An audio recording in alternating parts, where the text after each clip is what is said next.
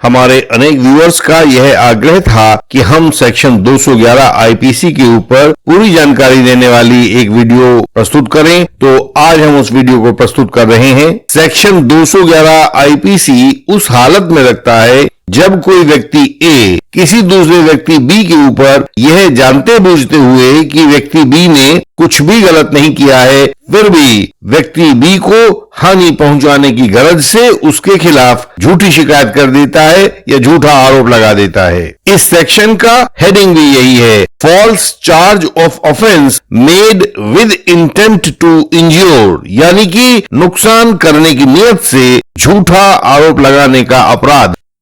सवाल है कि झूठा आरोप लगाने का क्या मतलब है? क्या यह झूठा आरोप गली मोहल्ले या गांव चौपाल में लगाया जाता है या कहीं और लगाया जाता है? जवाब है, जब झूठा आरोप गली मोहल्ले या गांव चौपाल में लगाया जाता है तो वह सिविल रोंग बन जाता है। उसमें आपकी सामाजिक प्रतिष्ठा को नुकसान पहुंचाया जाता है, आपकी प्रॉपर्टी के प्रति एक गलत छवि समाज में प्रस्तुत की जाती है तथा उसके बदले में आपको शिकायतकर्ता के रूप में यह अधिकार प्राप्त होता है कि आप चाहें तो ऐसा करने वाले व्यक्ति के विरुद्ध डिफेमेशन या मानहानि, डैमेजेस या क्षतिपूर्ति आदि का दावा कर सकते हैं। लेकिन जब इस तरह का झूठा आरोप गांव समाज में न लगाकर सरकारी अथॉरिटीज के पास में लगाया जाता है तब स्थिति बदल जाती है, क्योंकि उन अथॉरिटीज के पास कानून की शक्ति होती है जिससे वे क्रिमिनल लॉ की प्रोसेस को आपके विरुद्ध शुरू कर सकते हैं, व्यक्ति बी को दंड देने की प्रक्रिया शुरू कर सकते हैं। कानून की ऐसी शक्ति से संपन्न दो अथॉरिटीज हमारे पास होती हैं, पुलिस होती है तथा कोर्ट होता है। झूठा आरोप लगाए जाने की शुरुआत में उन अथॉरिटीज को तो यह पता नहीं होता कि आरोप झूठा है या सच्चा है, इसलिए वे शिकायत मिलने पर अपनी कार्रवाई शुरू कर देती हैं और व्यक्ति बी जिसके विरुद्ध वह आरोप लगाया गया था उसको आरोपी के रूप में उसकी गिरफ्तारी की जा सकती है, कुर्की की जा सकती है, फाइन वगैरह किया जा सकता है और इस तरह से उसको नुकसान पहुंचाया जा सकता है। यदि अपनी जांच के दौरान पुलिस नाम की अथॉरिटी को यह पता लगता है कि यह शिकायत झूठी है तो उस पर कार्रवाई सेक्शन 182 आईपीसी के तहत होनी होती है और यदि यह झूठा आरोप कोर्ट में लगाया जाता है तो कार्रवाई सेक्शन 211 आईपीसी के तहत होनी होती है। सवाल है कि सेक्शन 182 आईपीसी व सेक्शन 211 आईपीसी के बीच में क्या अंतर है? जवाब है कि जैसा हमने अभी बताया है, सेक्शन 182 आईपीसी तब लगता है जब व्यक्ति ए ने व्यक्ति बी के खिलाफ झूठी शिकायत पुलिस में दी हो तथा पुलिस को इन्वेस्टिगेशन के दौरान ही यह पता लग गया हो कि शिकायत झूठी है और नुकसान पहुंचाने की नियत से की गई है, तो पुलिस खुद ही व्यक्ति ए के खिलाफ जिसने शिकायत दी थी उसके खिलाफ सेक्शन 182 आईपीसी का केस दर्ज कर लेती है या पहले से चल रही शिकायत में जो भी सेक्शन लगाए गए हों उनमें सेक्शन 182 आईपीसी को जोड़कर झूठी शिकायत करने वाले व्यक्ति ए के खिलाफ एक्शन ले लेती है। ऐसे में पुलिस अपनी तरफ से लिखकर कि यह शिकायत झूठी है उसे मजिस्ट्रेट के सामने पेश कर देती है और मजिस्ट्रेट झूठी शिकायत करने वाले पर 6 महीने तक की सजा या 1000 रुपए फाइन या दोनों कर सकते हैं। दूसरी ओर सेक्शन 211 आईपीसी का केस तब बनता है जब व्यक्ति ए यानी कि जो शिकायत करता है जिसने झूठी शिकायत की है, जब व्यक्ति ए की शिकायत को किसी कोर्ट ने व्यक्ति बी के खिलाफ केस को झूठा कहकर खत्म कर दिया हो, व्यक्ति बी के खिलाफ केस के खत्म होने के बाद अपील आदि के समय के गुजर जाने के बाद व्यक्ति बी उस झूठी शिकायत करने वाले व्यक्ति ए के खिलाफ एक शिकायत सेक्शन 200 सीआरपीसी के तहत मजिस्ट्रेट के सामने दायर करता है और उसमें सेक्शन 211 आईपीसी का ऑफेंस लगाता है। इस शिकायत में व्यक्ति बी लिखता है कि उस व्यक्ति ए ने हानि पहुंचाने की गरज से मेरे खिलाफ व्यक्ति बी के खिलाफ झूठा आरोप लगाया था। यह केस सेक्शन 200 सीआरपीसी की कंप्लेंट के केस की तरह से आगे बढ़ता रहता है।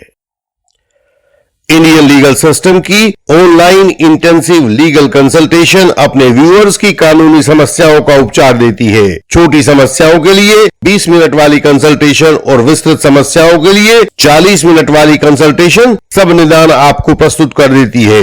हमारे सैकड़ों व्यूअर्स इससे नियमित लाभ पाते हैं और अपने केसेस में अपनी समस्याओं का हल ढूंढ लेते हैं। व्हाट्सएप मैसेज के द्वारा आप भी अपॉइंटमेंट फिक्स करवाएं। सवाल है कि सेक्शन 211 आईपीसी की बाबत सुप्रीम कोर्ट का क्या कानून है, और इसका जवाब है संतोख सिंह वर्सेस इजहार हुसैन 1973 2 SCC 406 में सुप्रीम कोर्ट ने कहा था कि हमारे मत में सेक्शन 211 आईपीसी में झूठा आरोप लगाना इस बात का अर्थ यह है कि यह झूठा साक्ष्य देना नहीं है। हमारे मत में झूठा आरोप लगाना इसका अर्थ है शुरुआती आरोप लगाना, जिससे कि कानून का दंड देने वाली मशीनरी स्टार्ट हो जाए, अपना काम करना शुरू कर दे। इसका अर्थ झूठी गवाही देना नहीं है। झूठी गवाही के लिए अलग कानूनी प्रावधान है। एक दूसरा केस था छाजूराम वर्सेस राधेश्याम 1971 1 SCC 774 में सुप्रीम कोर्ट ने कहा था कि झूठा आरोप लगाने वाले के विरुद्ध प्रोसिक्यूशन का आदेश तभी दिया जाना चाहिए जबकि न्याय हित में उस व्यक्ति को दंड दिया जाना जरूरी हो। कौन से व्यक्ति को? व्यक्ति ए को, जिसने झूठे आरोप की शिकायत की थी। सुप्रीम कोर्ट ने कहा हर छोटी मोटी भूल चूक या सटीकता में कमी के लिए यह सेक्शन 211 प्रयोग न किया जाए। यह तभी आहूत किया जाए जबकि सोच विचार कर लगाया गया झूठा आरोप इस मामले की तय में हो और कोर्ट को लगे कि प्रोसिक्यूशन किए जाने का पुख्ता आधार है। एक अन्य केस चंद्रपाल सिंह वर्सेस महाराज सिंह 1982 1 SCC 466 में सुप्रीम कोर्ट ने कहा था कि सेक्शन 211 आईपीसी में कदम उठाने से पहले यह देखना होगा कि ऐसे व्यक्ति के खिलाफ केवल संदेह भर न होकर कानून का पुख्ता आधार हो। फिर तथ्यों के आधार पर कोर्ट यह भी परख कर देखे कि क्या न्याय हित में ऐसा कदम उठाया जाना जरूरी है।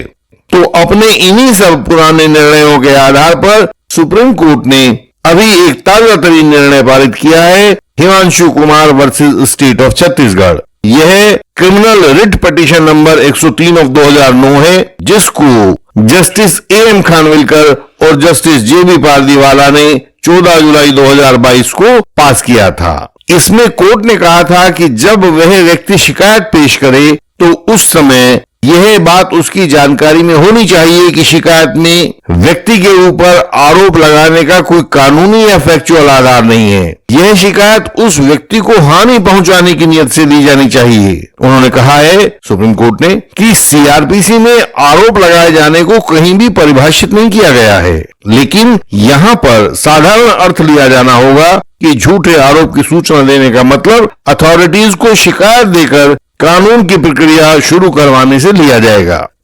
सवाल है कि झूठा आरोप लगाने पर सेक्शन 211 आईपीसी में कितनी सजा का प्रावधान है। इसका जवाब है सामान्य केसेस में 2 साल तक की सजा और फाइन तथा गंभीर अपराधों में झूठे आरोप की शिकायत जिसमें मृत्युदंड या उम्र कैद या 7 साल से लंबी सजा हो तो उसके लिए झूठी शिकायत करने वाले को 7 साल तक की सजा और फाइन दोनों लगाए जा सकते हैं।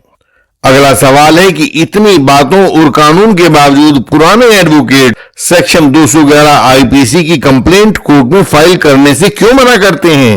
यह एक महत्वपूर्ण सवाल है और इसका जवाब यह है कि उनका कहना है कि पहले तो आप यानी कि व्यक्ति बी व्यक्ति ए द्वारा दायर किए गए झूठे आरोप वाली शिकायत के खिलाफ कानून में संघर्ष करते हैं, उसको जीत देते हैं और तब दूसरी स्टेज आती है। दूसरी स्टेज यानी आप व्यक्ति बी झूठी शिकायत दाखिल करने वाले उस व्यक्ति जिसे हम व्यक्ति ए कह रहे हैं उसके खिलाफ सेक्शन 211 आईपीसी का केस कोर्ट में दाखिल करते हैं।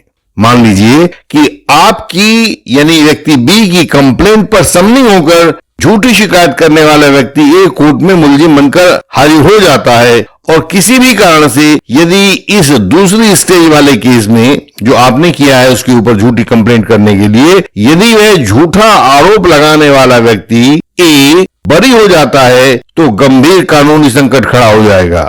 एक कोर्ट यानी पहले वाली कोर्ट उसी शिकायत को झूठी कहकर आपको यानी कि व्यक्ति बी को बरी कर रही है और उसी शिकायत पर हुई सेक्शन 211 आईपीसी की कार्रवाई पर दूसरी वाली कोर्ट उस आरोपी यानी व्यक्ति ए को बरी कर रही है। तो फिर गलत कौन हुआ? यह हमारे IPC, CrPC, Indian evidence act की योजनाओं में निहित एक कानूनी बग है जिसे कोर्ट या संसद के द्वारा दूर किया जाना बाकी है, लेकिन अभी तो यह इसी रूप में चल रहा है। हमारे अनेक व्यूअर्स हमारे पास तब आते हैं जब बहुत देर हो चुकी होती है, उनके केसेस के क्रॉस एग्जामिनेशंस खराब हो चुके होते हैं। भारतीय न्यायिक व्यवस्था में केस मुख्यतः 3 गवाहों पर टिका होता है। पहला प्रोसिक्यूटर्स, दूसरा एक्सपर्ट विटनेस जैसे डॉक्टर्स या एफएसएल एक्सपर्ट्स और तीसरा investigating officer of the case यानी कि आईओ। इनमें से यदि किसी भी गवाह का क्रॉस एग्जामिनेशन अप्रभावी रहता है तो चाहे आप कुछ कर लें, उसमें सजा से बचाव मुश्किल हो जाता है। अपील चाहे वह हाई कोर्ट में हो या सुप्रीम कोर्ट में हो, केवल ओपिनियन का फेर होती है। उसी अपील को अलग अलग जज अलग अलग तरह से डिसाइड करते हैं। एक जज एक प्रकार से करता है तो दूसरा जज दूसरे प्रकार से करता है। तो असलियत में आपके केस की मजबूती आपका क्रॉस एग्जामिनेशन ही होता है। जैसे व्यक्ति का आभूषण उसका ज्ञान होता है, केस का आभूषण उसमें किया गया क्रॉस एग्जामिनेशन होता है। हम निरंतर फॉल्स एलिगेशन वॉरियर्स को तथा यंग एडवोकेट कलीग्स को अपने क्रॉस एग्जामिनेशंस निरंतर भेजते रहते हैं। आप भी इंडियन लीगल सिस्टम के बेहतरीन व बेजोड़ क्रॉस एग्जामिनेशंस का लाभ लीजिए। क्रिमिनल ट्रायल में दूसरा अवसर नहीं मिलता है, जो अवसर आपको मिला है क्रॉस करने का उसे गंवाइए नहीं। हमारी वेबसाइट indianlegalsystem.org पर विजिट करें, हमारा YouTube channel Indian legal system देखें और झूठे आरोपों से बचने की युक्ति सीखें। हमारे व्हाट्सएप नंबर जो सामने स्क्रीन पर दिखाई दे रहा है उस पर मैसेज भेजें, मेंबर बने और सहायता का लाभ पाएं। आपसे अगली वीडियोस में फिर मुलाकात होगी, तब तक के लिए प्रणाम।